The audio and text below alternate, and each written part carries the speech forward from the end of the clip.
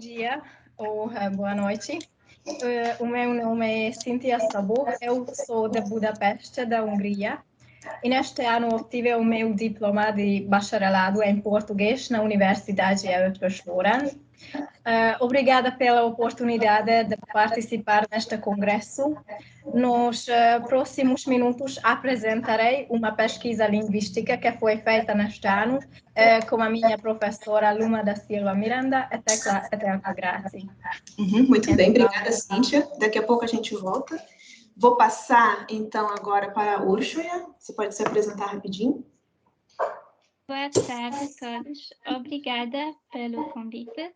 Eu sou Orsolya Apanyi e formei-me também na Universidade ETH em Budapeste, e foi aqui que me comecei a me interessar pela linguística e por meu tema de hoje também. E eu vou falar sobre os desafios do ensino de português brasileiro para húngaros. Muito bem, obrigada. E agora eu vou pedir para o professor Alexandre se apresentar. Obrigado. Bom, queria dar boas-vindas para vocês também, e também cumprimentar as minhas colegas de mesa.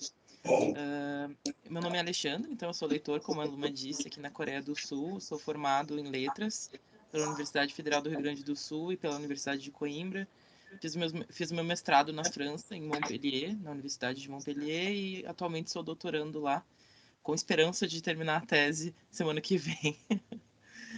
E acho que é basicamente isso. Tenho atuado como leitor aqui desde o ano passado, aqui na Coreia do Sul, e vou trazer para vocês aqui um relato de uma reflexão que eu fiz sobre materiais didáticos envolvendo mais especificamente os recursos linguísticos que nós trabalhamos e a pronúncia e sons do português em sala de aula.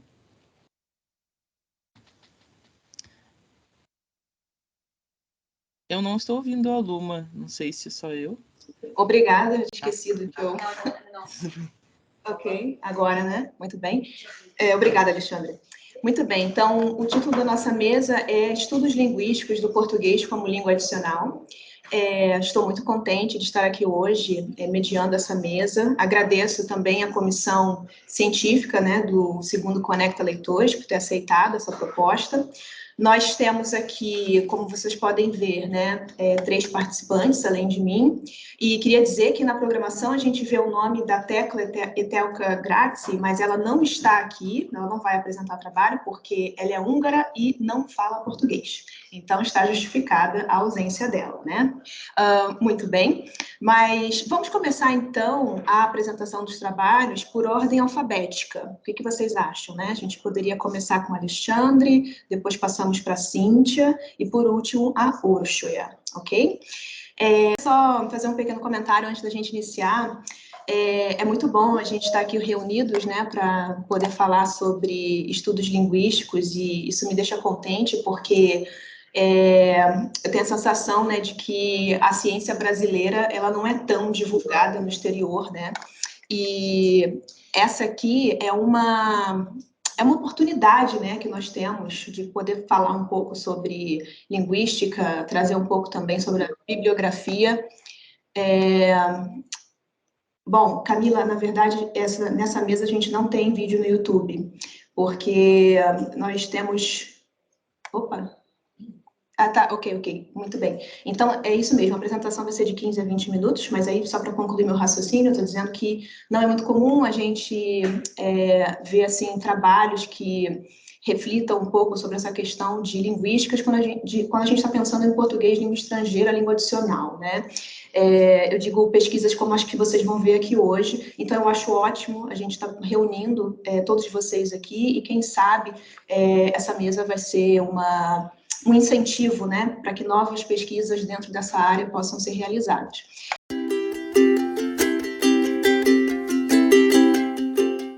Ok, muito obrigado, Luma, pela introdução. E eu gostaria, antes de mais nada, de dizer que esse trabalho ele se trata, evidentemente, de uma reflexão também que tem um cunho científico, mas é um relato de experiência que eu acho que vai introduzir esse caminho para que as pesquisas das minhas colegas também aprofundem esses aspectos linguísticos mais pormenorizadamente, acredito. Eu acho que tá dando um eco para mim, não sei se... Eu vou desligar o microfone aqui. Obrigada. Então, eu trouxe aqui, eu dei esse título, basicamente, a aplicação e reflexão sobre materiais didáticos para o ensino de pronúncia com alunos coreanos.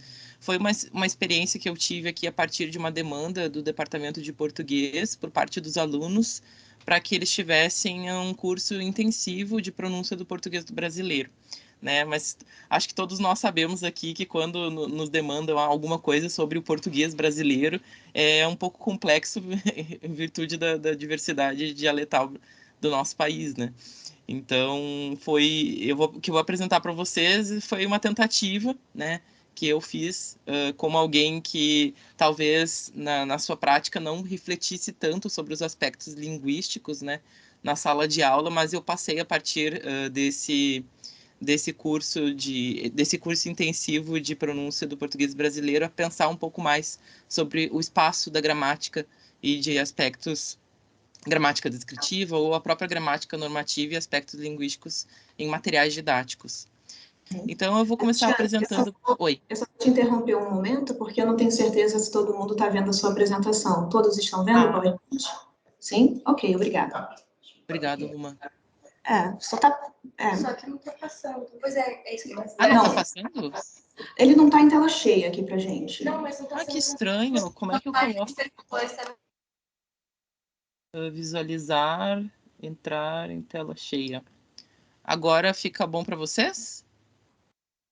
Ficou melhor. Ficou melhor? Tá bom. Então eu vou apresentar um pouco o contexto para vocês, voltar aqui. Eu estou no departamento de português que está localizado em Seul. Nós temos aqui na capital do país 2 departamentos de português na mesma universidade, na Hangul University of Foreign Studies, né, a Universidade Hangul de Estudos Estrangeiros. Essa universidade ela conta com basicamente 20.974 estudantes no total, matriculados em 2 campi, né, o de Seul e o de Yongin. E no departamento de português, mais especificamente aqui do campus de Seul, nós temos em cerca de 30 alunos por ano que ingressam no curso de português. O contexto da Coreia do Sul é um contexto bastante restrito quanto a materiais didáticos e a acessibilidade a materiais didáticos. Nós temos aqui pouquíssimos materiais que são produzidos no país para o ensino de português. Alguns trabalhos começaram a ser produzidos depois que uma professora e linguista também, que atuou por muitos anos, a professora Maria Luísa Cunha Lima, na Universidade Federal de Minas Gerais, idealizou e concretizou a publicação de uma coleção chamada Conversando em Português, que se preocupa com justamente os aspectos linguísticos em sala de aula, mais especificamente considerando os falantes de coreano. Então, tendo em vista essa dificuldade de acesso de materiais, esse relato de experiência ele também toma como base materiais que foram produzidos para outros contextos na Ásia, né, para um outro contexto na Ásia, como eu vou apresentar posteriormente para vocês.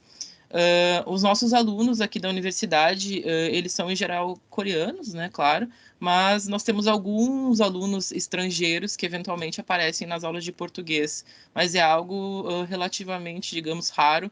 Eu tive, acho que desde o ano passado, 3 alunos estrangeiros em todas as aulas que eu dei até agora. Esses alunos, em geral, eles falam inglês, né, porque aqui na universidade o inglês é a língua obrigatória para o ingresso na instituição. E é a língua com a qual eu me comunico, primeiramente com os alunos, principalmente no nível básico, né? Mais particularmente com o aluno, né? Eu estou contextualizando um pouco o contexto para que vocês compreendam a base dessa minha reflexão sobre a pronúncia na sala de aula.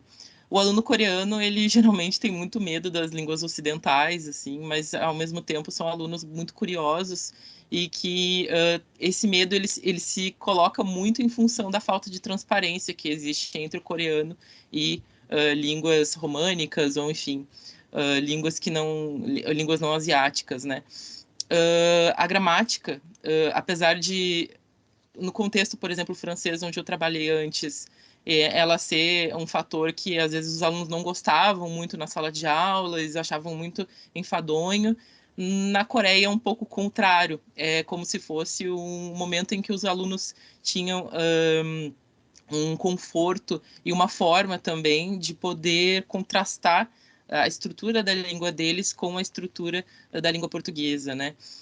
E dentro dessa complexidade do aluno coreano aqui, desculpe que eu acho que passou automático, não sei porquê, a compreensão auditiva, né, desde que eu cheguei aqui, eu tenho visto que ela é o grande bicho-papão da sala de aula de português, e os alunos detestam atividades de compreensão auditiva e também de produção oral, de qualquer natureza, de conversação, enfim, eles fogem muito de atividades desse tipo, atividades em grupo, atividades em que eles precisem falar.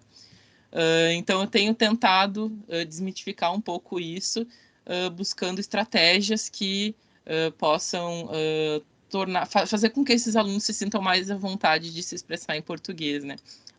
Acho que saiu o compartilhamento. Vocês estão vendo? Sim, conseguimos ver. Ah, peraí que saí. Aqui para mim saiu, desculpem. Ai, cadê o arquivo? Desculpem. Aqui. Cadê?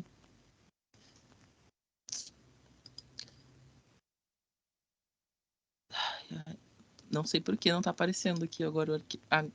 Desculpem, bom, tecnologia, né? Voltou.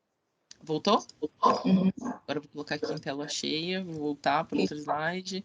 Bom, agora, pensando nisso, né, as práticas de reflexão linguística em sala de aula, a gente pensando o texto, elas não eram tão suficientes quanto eu via que eram no contexto francês ou mesmo em contextos de imersão, onde eu pude dar aula também no Brasil, né?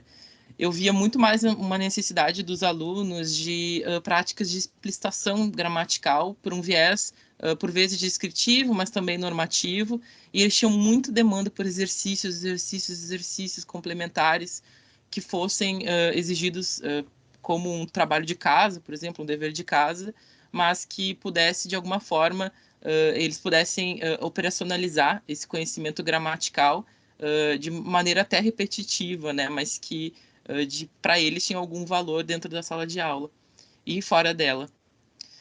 Então aqui eu trouxe para você só um exercício assim para a gente poder ter uma noção em relação à transparência, que também é esse medo dos alunos, né? Já que eles se deparam com um texto completamente em português e eles não entendem nada. Quando a gente vê as palavras, por exemplo, ou ouve, né, mais especificamente a palavra amor e amore, nós sabemos, falantes de português, que são palavras, enfim, significa amor, né? Ou é amor em português. Quando nós vemos, por exemplo, uma palavra como saram ou tingu, eu imagino que alguns de vocês não saibam, ou talvez muitos de vocês não saibam qual dessas duas é amor, né? Primeiro porque a gente não conhece, ou muitos de nós não conhecemos o alfabeto coreano, e outra porque mesmo se vocês ouvissem, eu acho que não é transparente, né? Acho que a Tamisa estudou coreano, talvez ela soubesse aí dizer qual é amor, mas é a primeira, é saram.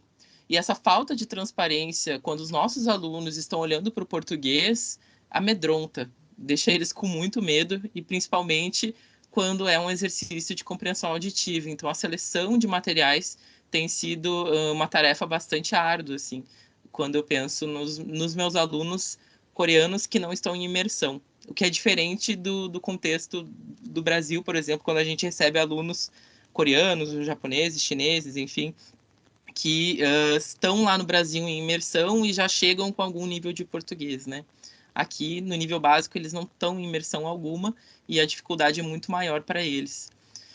Então, com relação a isso, né, eu trago aqui só uma introdução daquela demanda que eu falei para vocês sobre a instituição, do curso intensivo que eu precisei preparar de introdução à fonética do português brasileiro. Foi uma demanda dos alunos, em virtude desses medos que eles tinham em relação à pronúncia do português. e aos recursos fonético-fonológicos na sala de aula, né?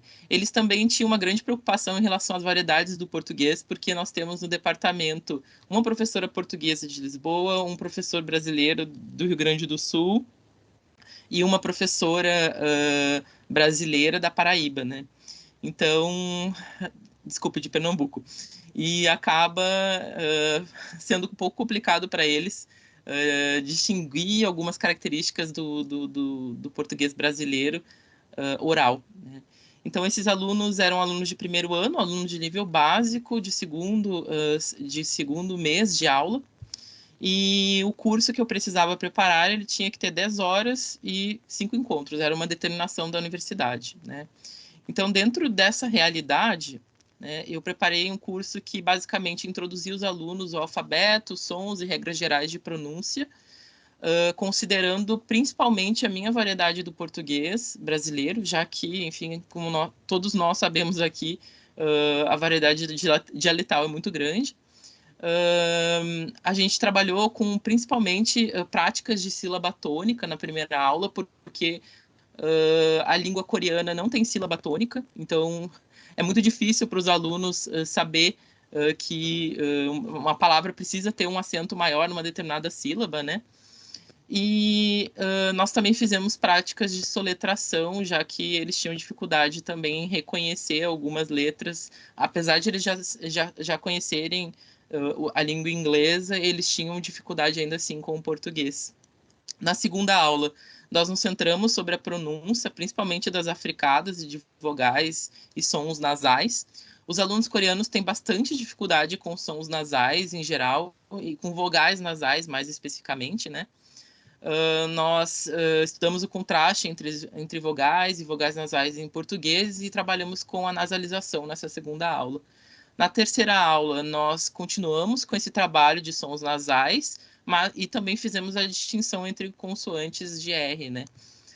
Na quarta aula, continuei, então, com essa questão das consoantes, que nós terminamos na aula anterior, principalmente com a pronúncia e, eu não coloquei aqui, mas também a grafia de S, SS, C, C cedilha, X, né? Que muitas vezes é muito complexo para eles. E dos sons laterais L e LH, já que essa distinção não existe em coreano, né? E na última aula, desculpem, nós praticamos bastante a entonação e as funções fáticas, e isso foi o aspecto, eu acredito, que eles mais tenham gostado de finalizar a aula com isso, já que eles puderam utilizar algumas regras e algumas percepções que eles tiveram a partir dos exercícios que a gente fez nas aulas anteriores, para simular situações em que eles precisassem expressar sentimentos, expressar vontades, dúvidas, mudando a entonação em português e utilizando também a pronúncia de forma mais adequada do que nesse início de aprendizagem do português, né?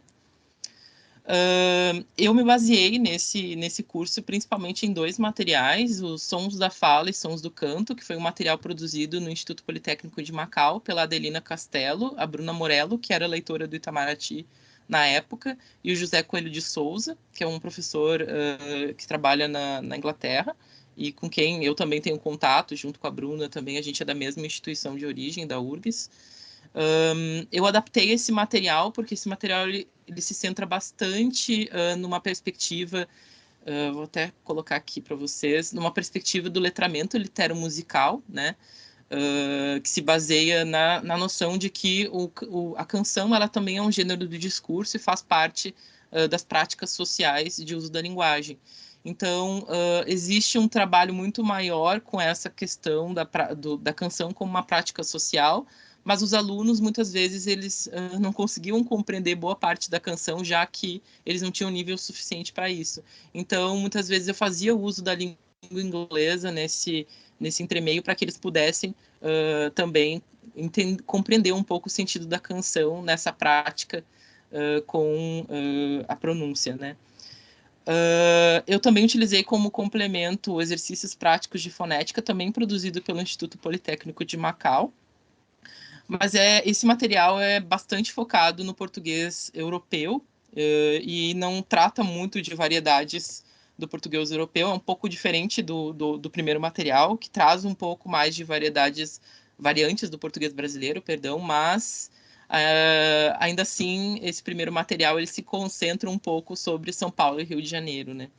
E ambos são materiais feitos para o público de chinês, então eu tive que adaptar algumas questões também, observações que tinham em chinês, passar para o coreano, enfim, fiz essas questões de tradução.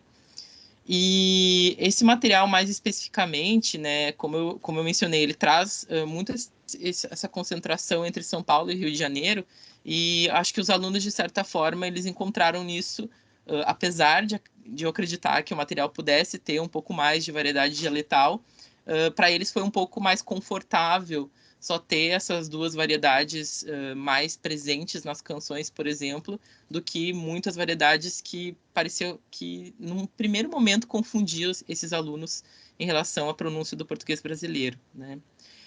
O material em si, ele se organiza primeiro numa contextualização, numa atividade, na verdade, de pré-escuta, em que os alunos entram em contato com o vocabulário, mais especificamente, que está presente nessa canção. Depois há um trabalho... passando automático, não sei porquê. Mas depois há um trabalho com a canção mais explicitamente. Aqui é um tipo de atividade que o material propõe, de organização da canção conforme o aluno escuta, né? E depois tem uma parte mais focada na interpretação da canção, pensando naquela perspectiva do letramento litero-musical que eu mencionei anteriormente, né? Essa parte, mais especificamente da interpretação da canção, eu acabei fazendo mais em língua inglesa, em virtude do nível dos meus alunos, né? Então, eu tive uma grande preocupação também durante esse uso da canção para a prática de alguns recursos fonético-fonológicos, de não usar a canção como pretexto, mas, infelizmente, algumas vezes eu acabei caindo sobre isso, né? Depois, a gente também trabalhou bastante com exercício de repetição. Eu acho que esse é um aspecto bastante, às vezes, vilanizado nas nossas práticas de sala de aula, mas muitas vezes, quando se trata de aspectos linguísticos muito específicos, como a distinção entre T e D em português, né, para falantes de línguas distantes, a repetição ela pode fazer com que eles percebam, por exemplo, onde está sendo produzido aquele determinado som do português no aparelho fonador, e foi esse tipo de exercício que nós fizemos em sala de aula, utilizando a repetição e também exercícios de pares mínimos, né? Como aqui presente no material de base. Os alunos também fizeram algumas atividades de interação a partir de diálogos simulados em português e de leitura em voz alta para sistematização de alguns aspectos de pronúncia. Esse é um material complementar que, como eu disse para vocês, ele é focado no português de Portugal. Nós tivemos... esse material ele tem bastante exercícios de repetição e está numa perspectiva muito mais metalinguística, mas ainda assim, apesar de ser uma perspectiva talvez não tão discursiva ou comunicativa, é um material que os alunos encontravam um certo esteio, né? Porque eles podiam praticar em casa, podiam perceber algumas diferenças, apesar de serem exercícios que focavam em palavras isoladas ou em frases descontextualizadas. Eu também usei algumas ferramentas em sala de aula, como a Fonética e Fonologia da Thaís Cristófaro, né, o site fonologia.org, que é muito bom. Existe lá algumas ferramentas em que nós podemos trabalhar com os alunos o aparelho fonador e ver como realmente é a pronúncia e eles perceberem como se dá isso no próprio corpo deles, né? E o que eu percebi nessa prática e com esses materiais foi que, então, o conteúdo temático da canção, por exemplo, do material de base, ele não era tão explorado dentro das possibilidades da compreensão dos alunos, mas, utilizando a língua inglesa, eu tentava balizar um pouco essa situação. Os exercícios estruturais, eles acabaram se mostrando bastante úteis na sala de aula, ainda que a minha formação em letras, por exemplo, ela vilanizasse um pouco a questão dos exercícios estruturais em sala de aula, eu tenho visto cada vez mais que eles são muito úteis, principalmente quando são atividades que não levam muito tempo, mas que os alunos podem explorar em casa, por exemplo, e operacionalizar um pouco alguns aspectos que eles veem em sala de aula, né? A canção como pretexto, como eu disse para vocês, eu tentei evitar um pouco, e a língua inglesa foi um meio de poder balizar essa situação.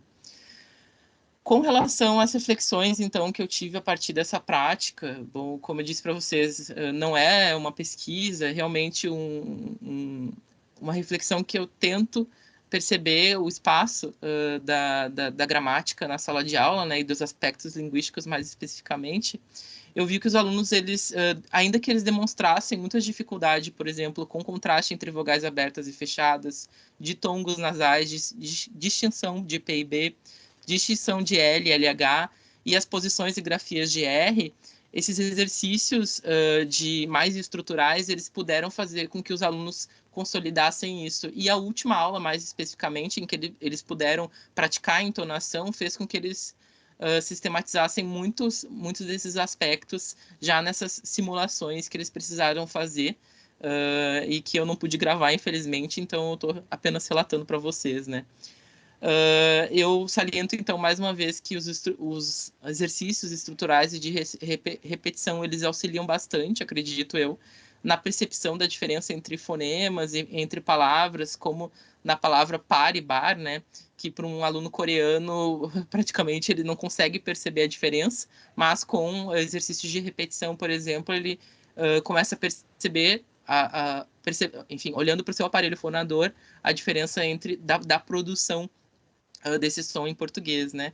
E eu termino esse curto relato falando um pouco não, mas abrindo para que a gente discuta depois sobre a necessidade da maior presença de recursos fonético-fonológicos ou léxico-gramaticais, de uma forma geral, em materiais didáticos para aprendizes, de uma forma geral, de português, mas mais especificamente para falantes de coreano ou falantes de línguas distantes. Acho que os materiais que a gente tem no mercado, eles exploram um pouco alguns aspectos gramaticais e eles enfocam muito os falantes de línguas próximas, e isso acaba não funcionando muito bem quando a gente aplica num contexto como o que eu atuo desde o ano passado aqui na Coreia do Sul. Então, agradeço a todos e espero que a gente possa começar a discutir depois a partir das outras apresentações e pesquisas.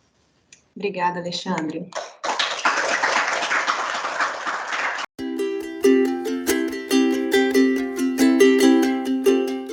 Então, vou começar. Você disse avô ou avô. Isso pode parecer uma pequena diferença, mas, no entanto, uma diferença tão pequena pode alterar o significado das palavras. Para examinar se os alunos húngaros podem produzir esta pequena diferença, realizamos uma pesquisa linguística que ainda não tinha sido feita na Hungria e preencher uma lacuna na área de aprendizagem do português como língua estrangeira. Português na Hungria. Primeiramente, gostaria de dizer algumas palavras sobre a situação da língua portuguesa na Hungria. De acordo com o último censo de 2011, 3.116 pessoas responderam que falavam português na Hungria, das quais 2.330 pessoas falavam português além de suas línguas maternas. Desde então, estes números estão crescendo. A importância da língua portuguesa na Hungria e das relações lusofonas é demonstrada pelo fato de que, em Budapeste, existe a Embaixada do Brasil, o Leitorado Budapeste e o Instituto Camões também. O Instituto Camões está localizado dentro dos muros da Universidade ELTE. A Universidade Eötvös-Loránd. A Universidade Eötvös-Loránd desempenha um dos maiores papéis no ensino do português na Hungria. Apenas na nossa universidade é possível obter diploma de bacharelado em português. O ensino de português começou em 1997, mas o Departamento da Língua Portuguesa e a Literatura Portuguesa foi criado em 1998. Desde o início, centenas de alunos graduaram-se no curso da língua portuguesa. Além da língua, os alunos do curso também estudam linguística, literatura, geografia, cultura. A educação e as aulas são de alta qualidade, com professoras nativos portugueses e brasileiros também. Os dois sistemas vocálicos. Existem diferenças e semelhanças entre o sistema fonológico vocálico do português brasileiro e do húngaro. A maior diferença entre estes dois sistemas é que a vogal média baixa posterior O e as vogais nasais não existem no sistema húngaro. A vogal média alta posterior O é produzida da mesma maneira. Como a vogal média baixa posterior não existe em húngaro, isso pode causar dificuldades para os húngaros na produção destes sons em português. Neste estudo, analisei a produção das vogais médias posteriores na fala dos húngaros. A aprendizagem de pronúncia dos sons de línguas estrangeiras. Destaquei algumas teorias de aprendizagem da pronúncia dos sons de línguas estrangeiras. A teoria do fenômeno de assimilação do Frege prevê que os aprendizes de sons de L2 interpretam esses sons de acordo com seu próprio sistema fonético de L2 e a assimilação dos sons bloqueia a formação de novas categorias fonéticas quando um som da L2 é percebido foneticamente de modo similar a um som do inventário da L1. O Speech Learning Model supõe que os aprendizes não são capazes de separar totalmente os sistemas de L2 e de L1 e de L2, e mesmo que os mecanismos necessários para a aquisição da fala permanecem por toda a vida, Frege diz que a formação de categorias prototípicas dos sons da fala de L2 torna-se menos provável com o aumento da idade. O modelo do PAM L2 trata da relação entre o conhecimento fonético fonológico e a aquisição da língua-alvo. De acordo com o PAM L2, os fones de L2 serão assimilados primeiramente nas categorias fonético-fonológicas da L1 e, em seguida, serão criadas novas categorias. Os alunos podem assimilar os sons de L2 de maneiras diferentes. Por exemplo, os aprendizes podem categorizar os sons de L2 em uma categoria fonológica já existente da L1.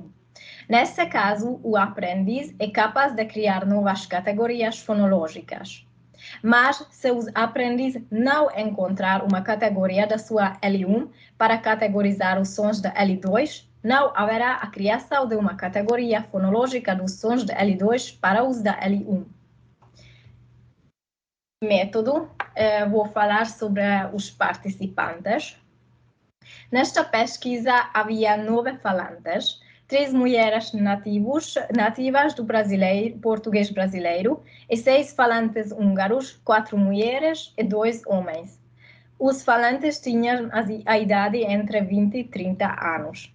Os brasileiros tinham ensino médio ou superior completo e vieram de diferentes partes do Brasil, como Rio de Janeiro, São Paulo, Paraná. Os alunos húngaros estavam no 2º ou 3º ano do curso de graduação de ELTE e a maioria deles vieram de Budapeste.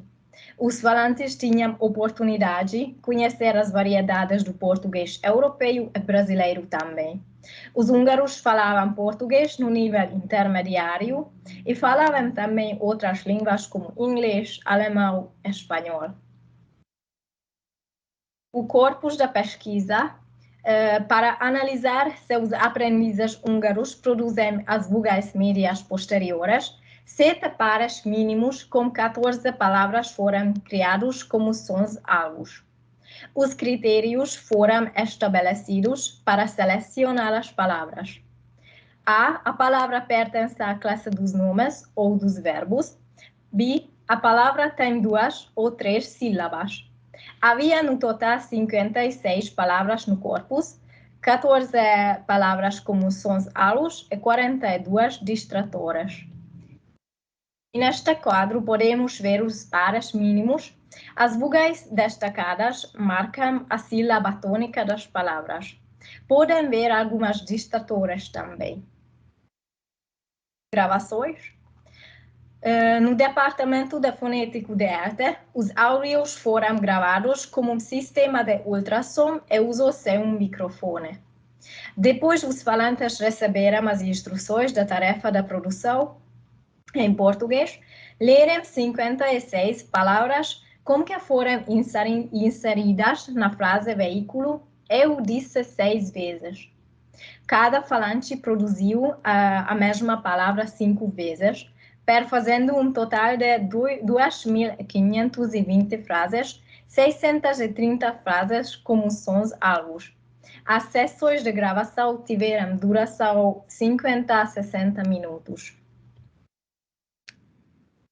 A fonética acústica estuda as propriedades físicas dos sons. Depois da gravação do corpus, a segmentação foi feita automaticamente e, em seguida, foi corrigida manualmente no software Praat. Para segmentar e extrair os valores adequados, diferentes propriedades dos sons foram levadas em consideração, como frequência, duração, intensidade, a onda sonora.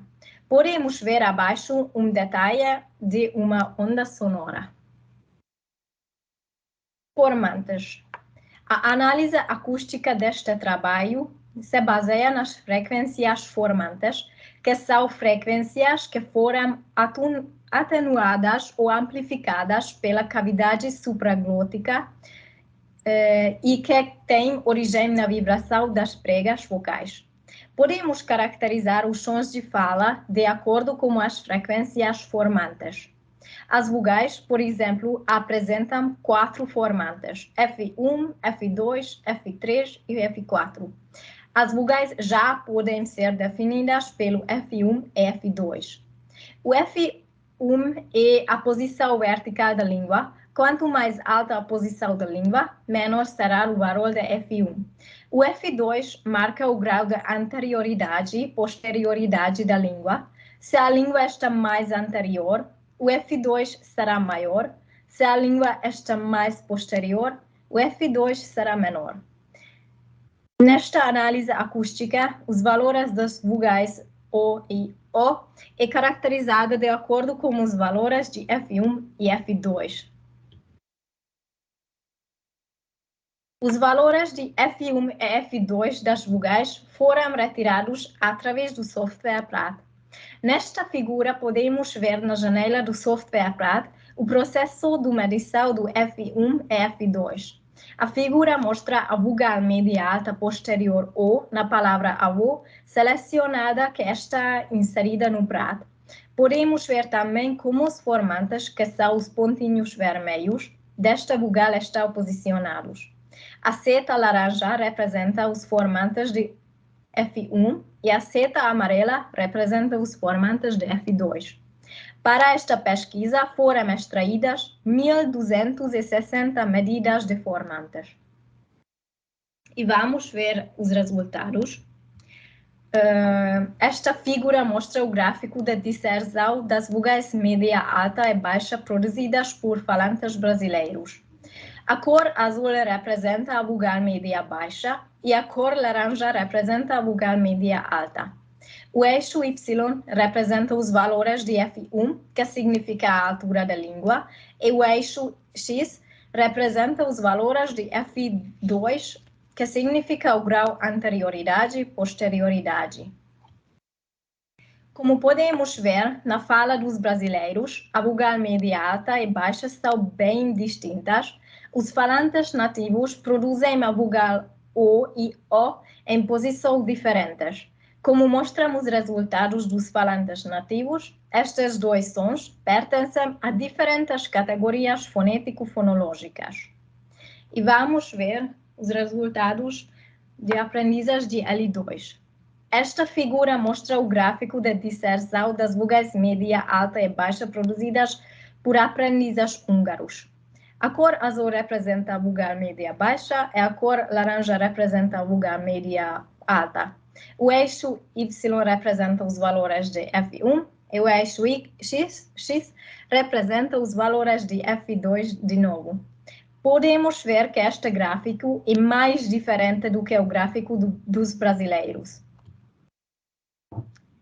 Os valores de formantes plotados das vogais O e O, produzidas por falantes húngaros, revela que ambas as vogais estão dispersas na mesma área. Enquanto a vogal O encontra-se na região média alta, que é característica desta vogal, a vogal O também se encontra nessa mesma área, em vez de estar na região média baixa, o que significa que os falantes de L2 não distinguem estas vogais. Isso significa que os húngaros não distinguem estas vogais e produziram estas duas vogais na mesma posição. Na fala dos húngaros, não há diferença nítida entre a vogal média alta e baixa. O modelo de Best-Tyler, o PAM-L2, pode ser aplicado no caso dos aprendizes húngaros, como a vogal O não existe na língua húngara, então os húngaros ainda não criaram uma nova categoria fonológica para este som. Com base nestes resultados, pode-se supor que, na produção das vogais médias posteriores do português na fala dos húngaros, também ocorre o fenômeno da assimilação criado por Frege.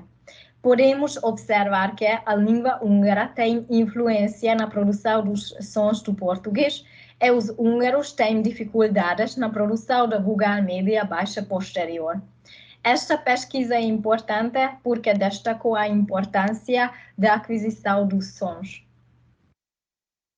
E espero que vocês tenham gostado desta pesquisa e obrigada pela atenção. Obrigada, Cíntia.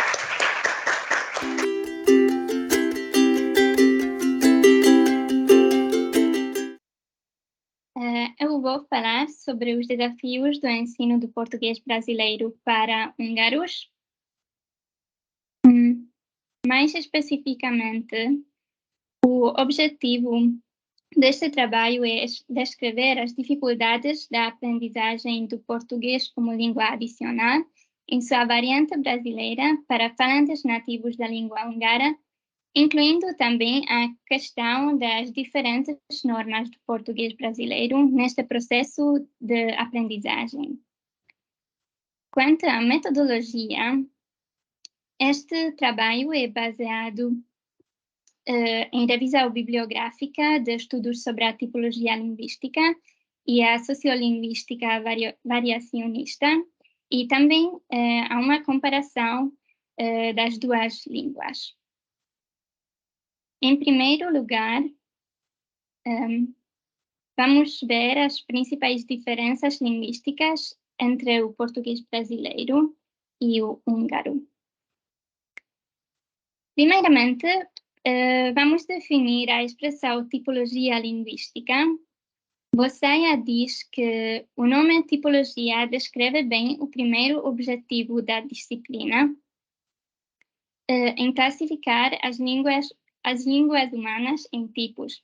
Os tipos correspondem a agrupamentos de línguas que na amostra compartilham de uma mesma característica estrutural. Em inglês, isso é o feature, propriedade, característica ou traço, tomada como parâmetro para a classificação. Então, o primeiro aspecto do qual examinaremos as duas línguas é a morfologia. A tipologia morfológica observa dois parâmetros, o índice de síntese e o índice de fusão.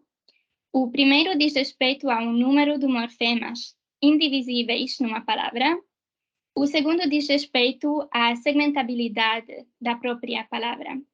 De acordo com esses parâmetros, podemos dividir as línguas em 4 tipos: isolante, polissintético, aglutinante e fusivo.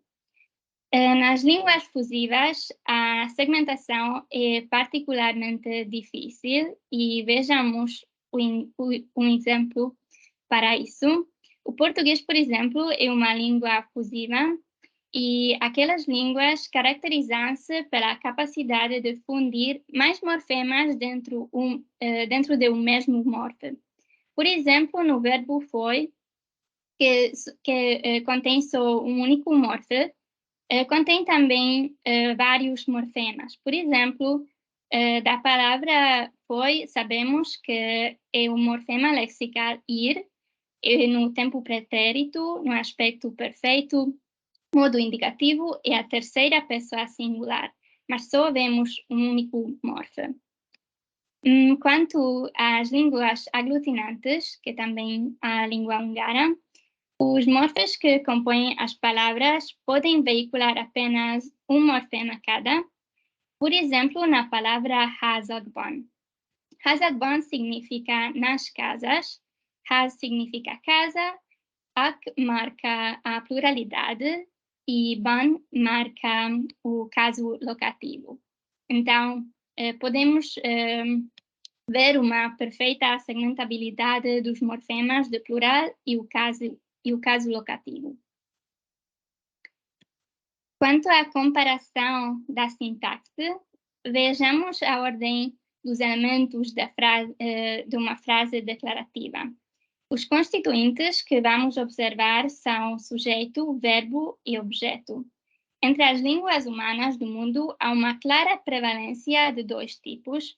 45% das línguas são subjeto, objeto e verbo, e 42% são subjeto, verbo e objeto. Por exemplo, o português também faz parte do tipo sintático das línguas subjeto, verbo e objeto.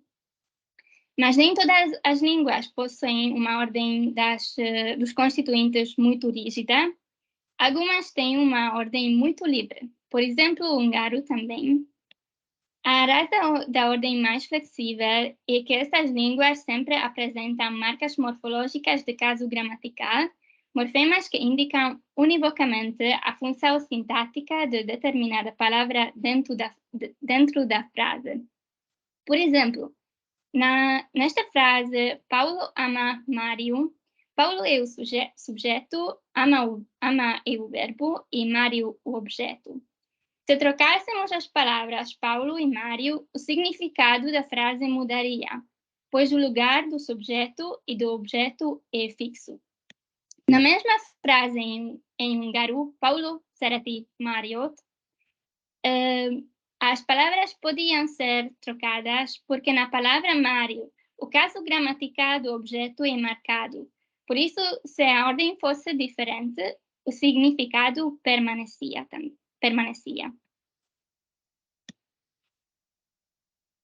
Agora, do aspecto da fonética, aqui podemos ver as maiores diferenças entre o português e o húngaro. O português tem 7 vogais e 19 consoantes, enquanto o húngaro tem 14 vogais e 24 consoantes. No português há vogais orais e nasais também, enquanto no húngaro temos somente vogais orais. No português só temos vogais breves, mas no húngaro vogais breves e longas também. No português temos consoantes simples, no húngaro temos também geminadas, e também a Cíntia já falou sobre isso. No português há uma oposição entre a vogal média posterior aberta e a fechada, e isso é um desafio para os húngaros pronunciar esta...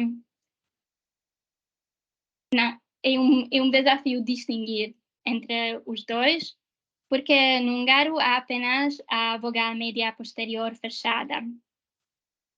Na classe das consoantes laterais, há oposição entre a lateral alveolar L e a lateral palatar L, mas na classe das consoantes laterais no húngaro há apenas a lateral alveolar L. E nas línguas há elementos classificados como marcados, que têm menor frequência e mais complexidade, e não marcados.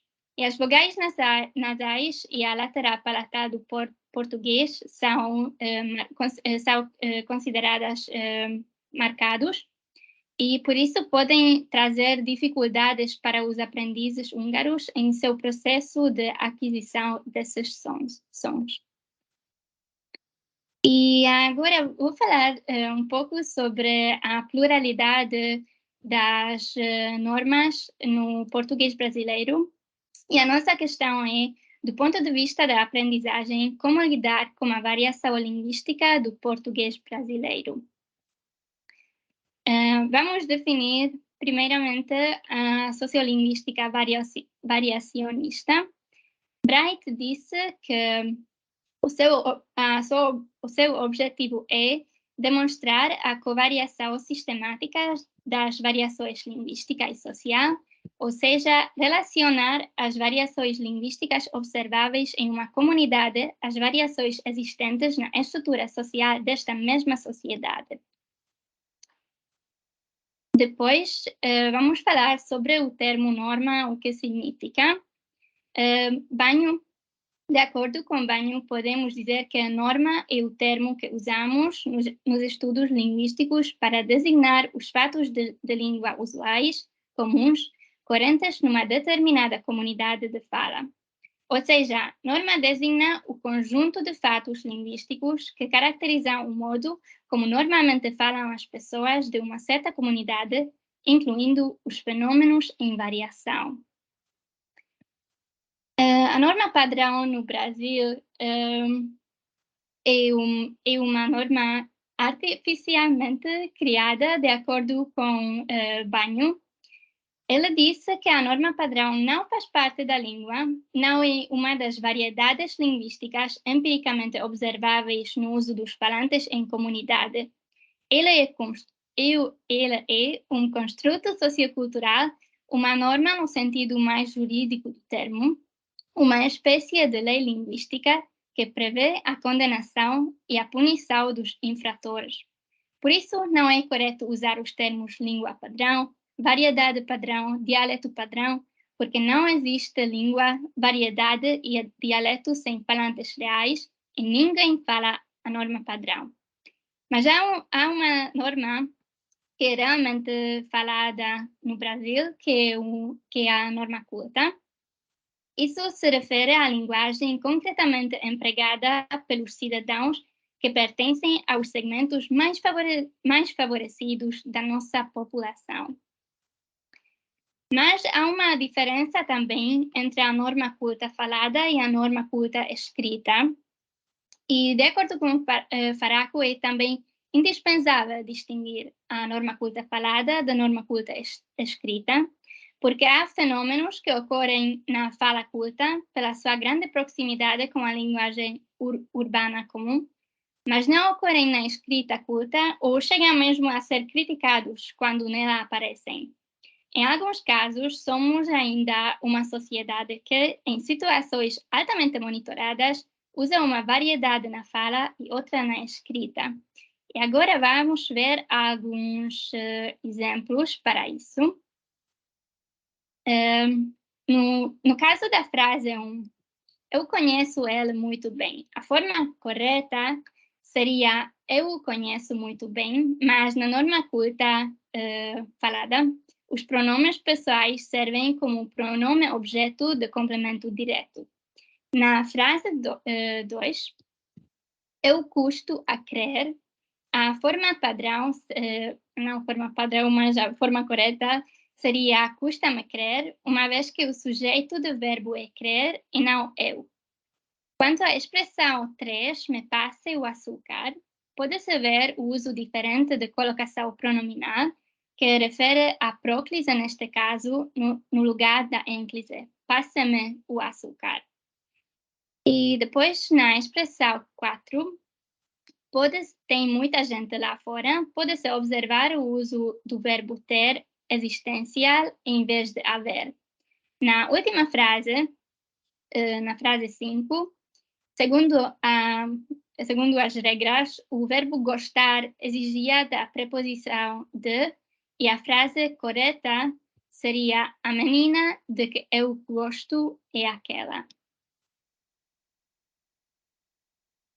Mas há uma distância enorme em se ouvir estruturas como as presentes nos enunciados 1 a 5, e se ouvir algo próximo a nós foi, ela prantou, ou vou arriba vassoura. Por exemplo, aqui vemos nós foi a não concordância verbal e, por exemplo, na expressão ela prantou, podemos ver um exemplo de rotacismo. Aqueles são parte da norma popular brasileira. Estes usos são marcados por um forte estigma social, marcado pelo preconceito linguístico, já que são imediatamente associados à classe social baixa, a falantes sem escolarização ou ainda a moradores de regiões distantes de grandes centros urbanos, notadamente de residentes de zona rural. São, portanto, falantes da norma popular do português do Brasil. E a nossa conclusão é que, além das diferenças morfológicas, sintáticas e fonéticas, é importante sensibilizar o aluno estrangeiro sobre as diferenças entre as normas do português brasileiro também, e especialmente entre a norma culta escrita e a norma culta falada. E obrigada, muito obrigada pela sua atenção. Obrigada, Lúcia. Muito bem. Então, agora é o momento de nós fazermos perguntas e comentários sobre as 3 apresentações. Eu estou particularmente bastante satisfeita com esses 3 trabalhos, porque foram trabalhos diferentes, né, explorando diferentes aspectos da linguística. E gostaria, então, de perguntar se alguém aqui gostaria de fazer alguma pergunta. Opa, Arthur.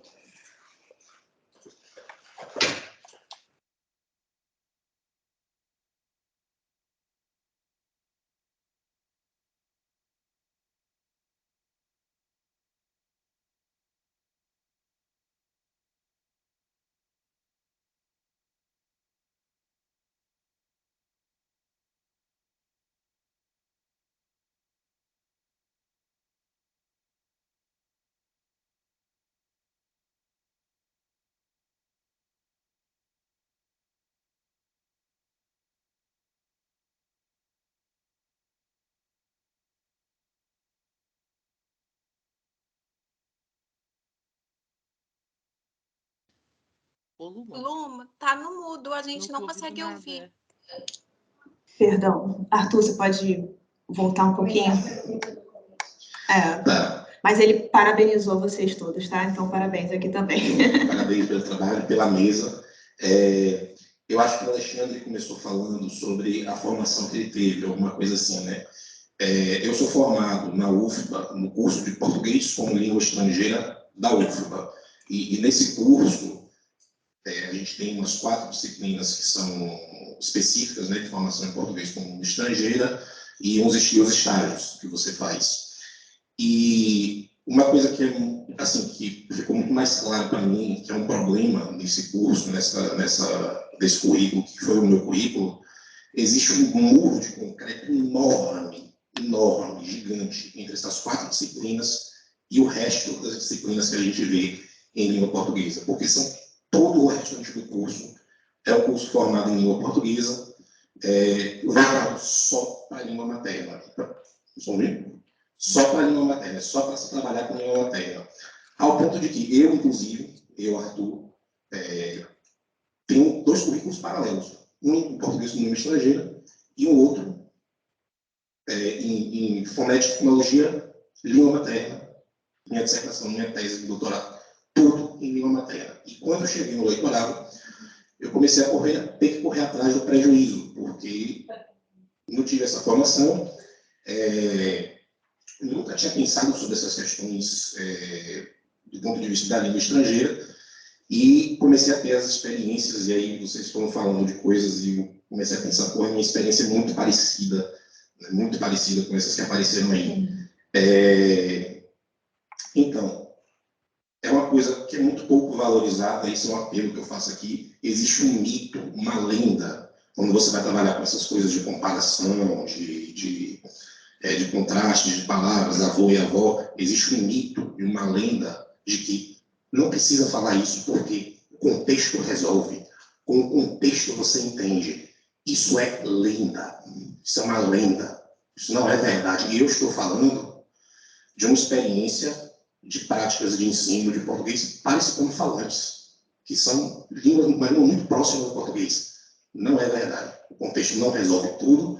O que, sei lá, também, porque essa coisa do contexto às vezes é meio abstrato, ninguém sabe direito o que é esse contexto. Não resolve tudo, não se entende tudo por contexto, e muitas vezes a gente precisa recorrer a essas atividades, como a que a Alexandra mostrou aí. Então, é uma coisa para a gente repensar. No mais, só comentar aqui, Oxoia falou no finalzinho, né, sobre sensibilizar sobre as normas. Isso é muito interessante, porque ela falou sobre sensibilizar as normas dentro do português, né? Do brasileiro, especificamente. Do português brasileiro. E é importante sensibilizar também frente à própria diversidade que existe na própria língua do aluno. Porque, por exemplo, eu já vi uma situação que era, eu expliquei, né? Alho, falei essa palavra, alho, para o aluno. O aluno ouviu, eu não escrevi, ele ouviu e repetiu assim, acho. Por quê? Porque em espanhol, essas duas consoantes variam. No espanhol do Uruguai, que é onde eu atuo, nem existe essa variante dele, então eles só falam o tempo todo, mas ele me ouviu, assimilou a variante do espanhol, que não é a variante dele, mas na hora que ele repetiu, ele usou a variante dele. Então, essas diferenças, né, entre o que varia, o que não varia, o que se distingue, o que não se distingue, nas duas línguas, elas estão se relacionando o tempo todo. Então, eu achei interessante ela falar isso sobre a sensibilização, sobre as variedades, mas essa sensibilização pensando sempre também na língua do aluno e na língua aula que ele está aprendendo. No mais, tem um monte de coisa para falar aqui, mas é muita coisa, então passar aí para outra pessoa. Parabéns pelo trabalho de novo. Parabéns, meninas. Parabéns, Alexandre. Primeiramente, parabéns pelo trabalho de vocês. Queria falar mais especificamente com o Alexandre. Não sei se ele... Bom, acho que daqui ele não consegue me ver, aqui é a Janaína. Estou te vendo, eu acho, um pouquinho. E tu comentaste sobre essa parte do exercício, né? Como é importante... essa repetição, na verdade, né? Como a repetição é importante para esse ensino também da pronúncia. Então, assim, como eu trabalhei com gêneros orais e com o ensino da oralidade, na disciplina de prática pedagógica, a gente também trabalha muito com essa parte de pronúncia, né? Principalmente pensando na produção de uma encenação de uma peça. Então, eu fiquei pensando muito nessa questão também de como tentar trabalhar com essa repetição, mas de forma talvez mais lúdica, sabe? Envolvendo jogos que os alunos precisem trabalhar com a pronúncia, como, por exemplo, trava-línguas. Com esses, eu lembro no curso de prática teatral, que nós fazíamos trava-línguas, mas também com intenções. Então, os alunos, por exemplo, isso era um exercício antes deles começarem a pensar nas improvisações, né? Mas, por exemplo, eles tinham que falar 3 pratos de tigres para 3 tigres tristes, mas com entonação de tristeza, contando uma notícia triste. Então, assim, eu acho que há modos de trabalharmos com a pronúncia de um jeito que também envolve até também a parte da acentuação e também da entonação das palavras, né? Tem também exercícios teatrais que, por exemplo, que se for só para a parte dos fonemas, que dá para ser, por exemplo, chá, xé, xi, xó, xu, chá, xé, xi, xó, xu, sei lá, coisas assim que os alunos possam trabalhar com a pronúncia, mas também envolvendo essa parte mais lúdica ou pensando também até em criações de roleplays ou outros modos, assim, né? E aí eu acho também que essa parte contextualizada, eu acho que também é possível, sabe? Vou dar um exemplo de um material que eu criei junto com a Caroline Schauer Neves, com a Gabriela Burra também, que o Alexandre conhece, um material para básico 2, em que era um cartoon de duas galinhas, que era... Ai, vocês estão me ouvindo bem aqui? O pessoal...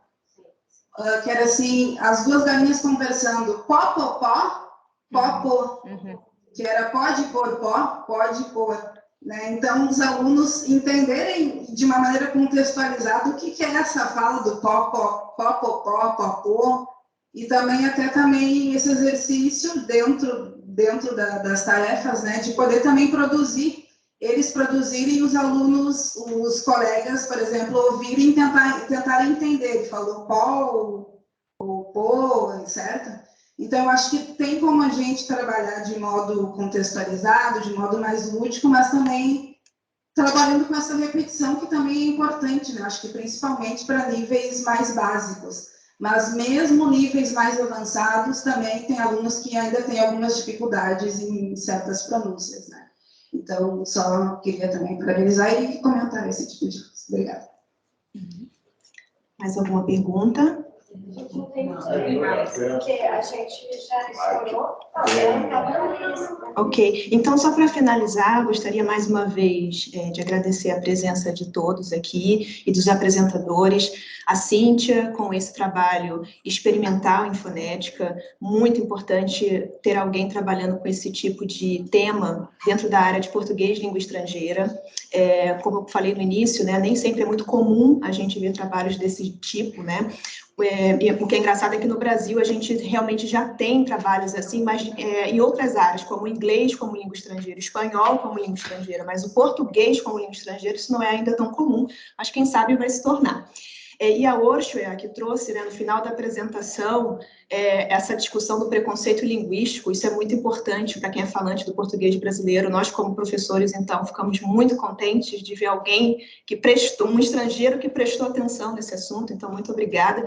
E o Alexandre, que veio trazer uma questão voltada para os materiais didáticos, né, que também é super importante. E eu só tenho um comentário final a fazer para o Alexandre, queria fazer uma pergunta, mas não vai ser pergunta, vai ser só comentário mesmo. Você falou sobre a importância desses exercícios estruturais e, segundo essas teorias de aquisição de sons da L2, como a Cíntia apresentou para a gente, algo que eles falam sobre essa questão da assimilação do som, a gente tem que prestar muita atenção, porque quando você tem um som na língua estrangeira, né, português, que é muito parecido com um som que já existe na língua desse aprendiz, né, do português como língua estrangeira, pode acontecer dele estar compreendendo um som que é diferente, como o mesmo som da língua materna dele, né? Então, essa é uma possibilidade, e é aí que o professor vai ter que atuar de uma maneira bastante intensiva. Então, quando você fala dos exercícios estruturais, a gente tem que prestar atenção nisso, porque não é apenas uma questão de trabalhar um material com eles, porque tem também a questão da duração.